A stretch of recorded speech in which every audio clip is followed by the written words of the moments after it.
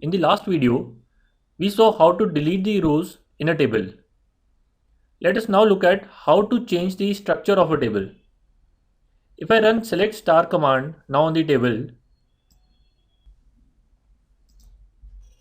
we can see that the table has 5 columns and each column has a column name and a column type. Adding or deleting a column or changing this column name or this type or adding constraints is called changing the structure of table. To change the structure of a table, we'll be using alter table command.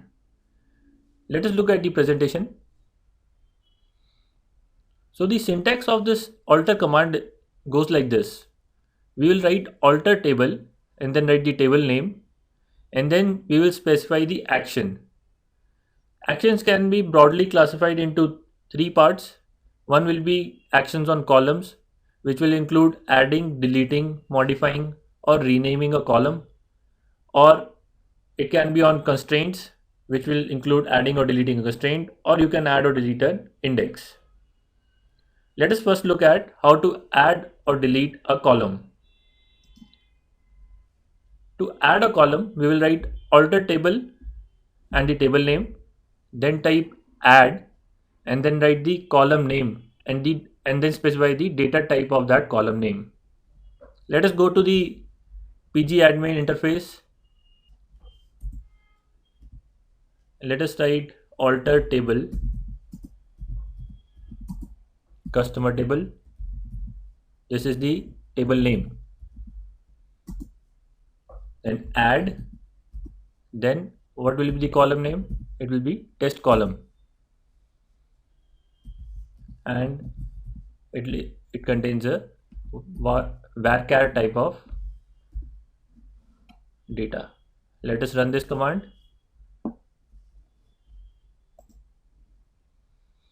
Query was successful.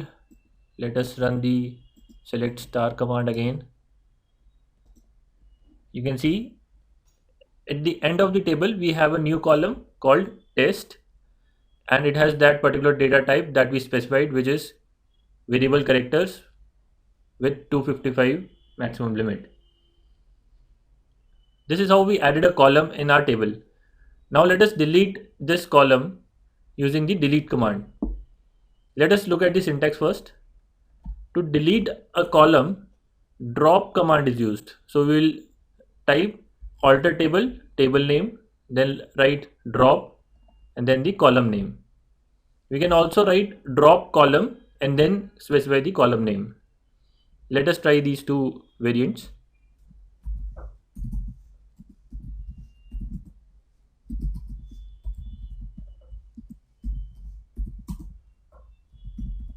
Drop test. Let us run this. It was successful. Let us run the select star command again. You can see the last column is now deleted. You can also write drop column and then specify the column name. I'll add the test column again, and now I'll delete it again using the drop column command.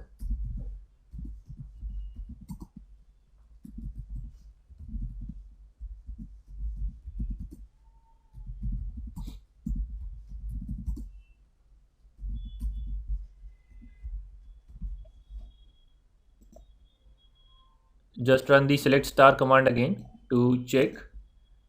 Yes, the test column is deleted. Next, we will look at how to modify a column.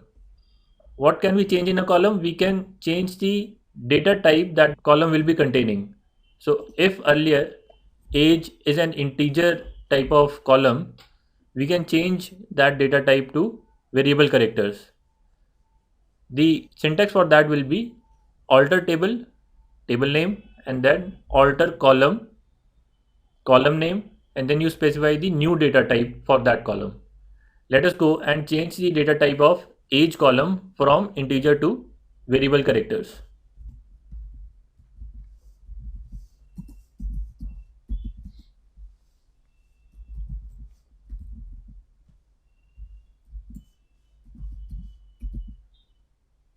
alter table, customer table, then alter column, column name, type, then the new type which will be varchar.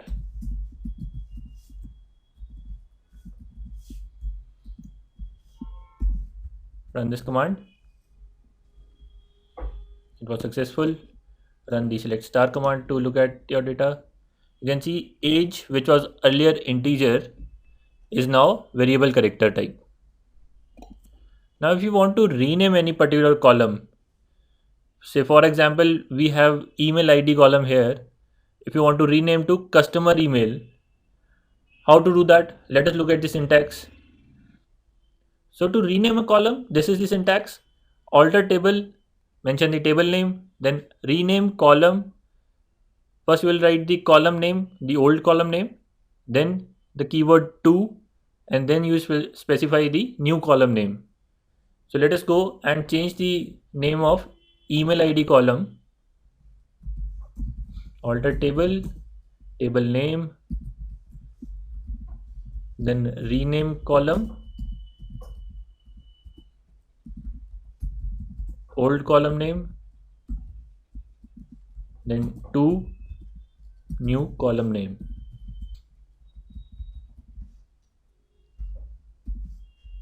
Run this command.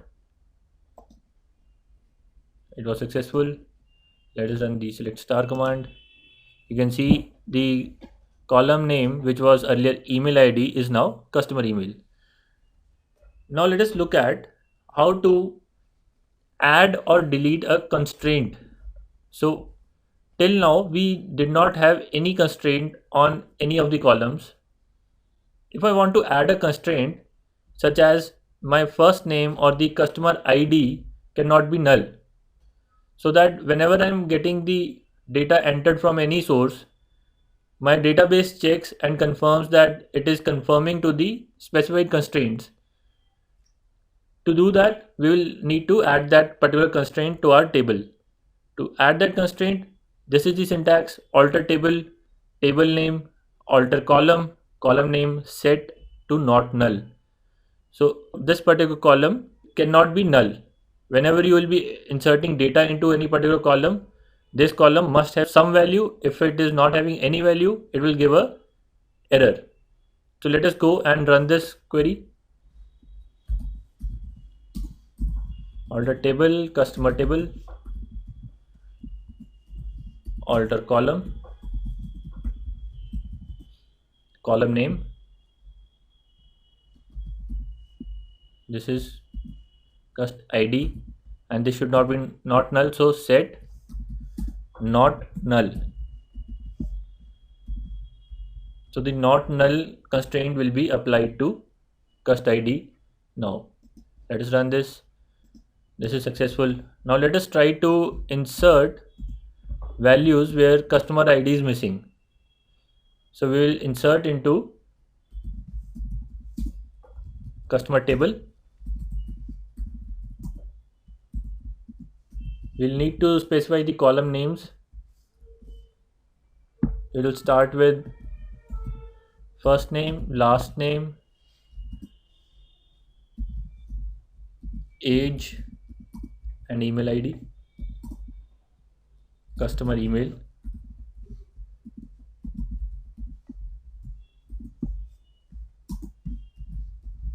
And then it will have values A, B, C, D, A, B,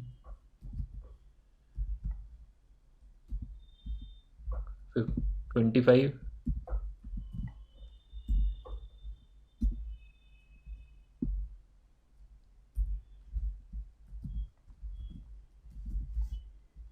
and an email ID.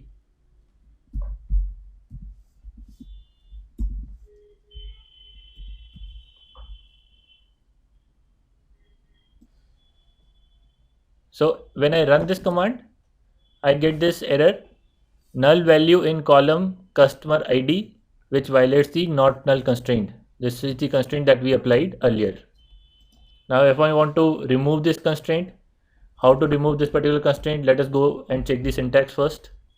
Syntax to remove the not null constraint is same as above, but instead of the set keyword, we'll be using the drop keyword. So let us go and write this command with the drop keyword. Alter table, table name, alter column, cust id,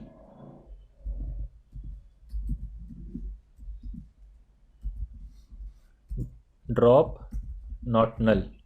So this will drop the constraint of not null. Let us run this.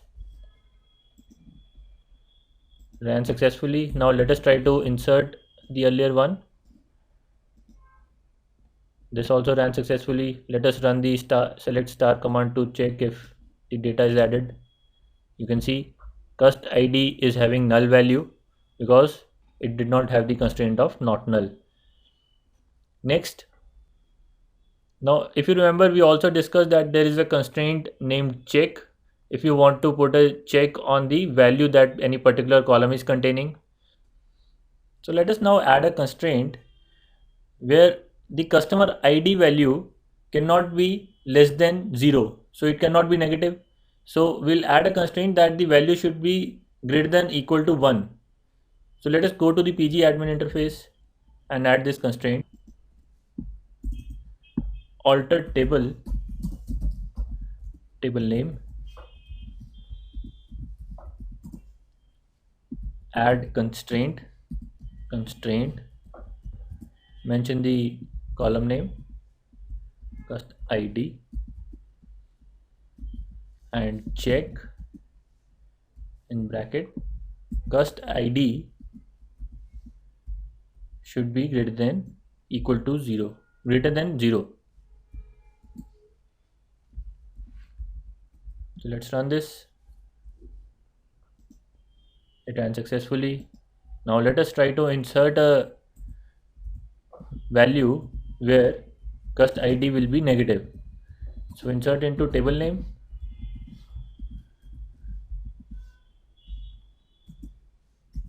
values -1, A, C, D,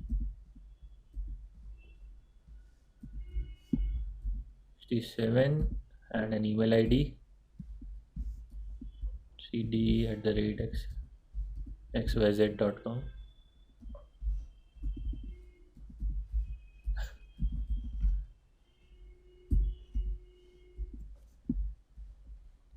So if we will run this, we should get an error and redo. If you read the error, it says new row for relation customer table violates check constraint. That's the check constraint that we added, and it is violating that particular constraint. Apart from this, you can specify whether a particular column is a primary key for you or not, and you can also specify a column to be a foreign key. We discussed primary and foreign key earlier also, and in the later part of the course you will find another separate video on primary and foreign keys. So let us add this constraint of primary key and a foreign key on our table. First, let us look at the syntax. So to make a column a primary key, this is the syntax: alter table, table name, add primary key, and then the column name. So if we go and make cust ID our primary key, we will write alter table, table name, add primary key,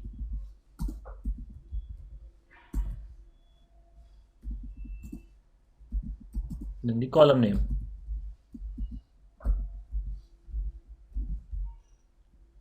This will make cust ID as the primary key. So the column name should be in brackets, bracket cust ID, and we run this command.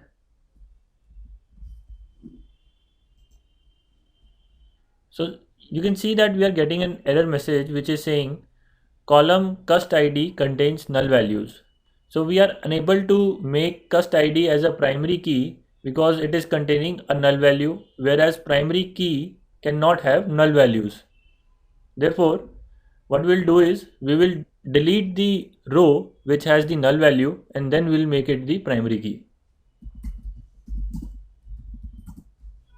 Delete from customer table. So if you remember this, we did in the previous videos how to delete rows from a table. We'll not put any condition, we'll clean the table. Delete from customer table. So delete from customer table, we will run. So now our table has no values.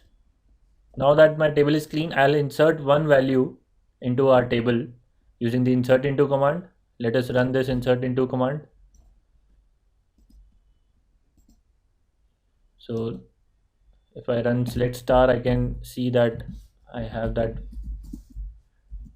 one value.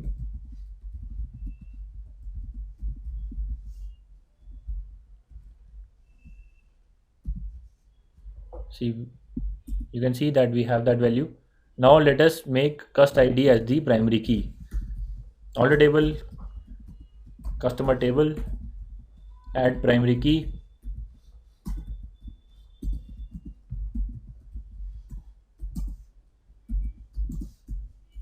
Brackets cust id.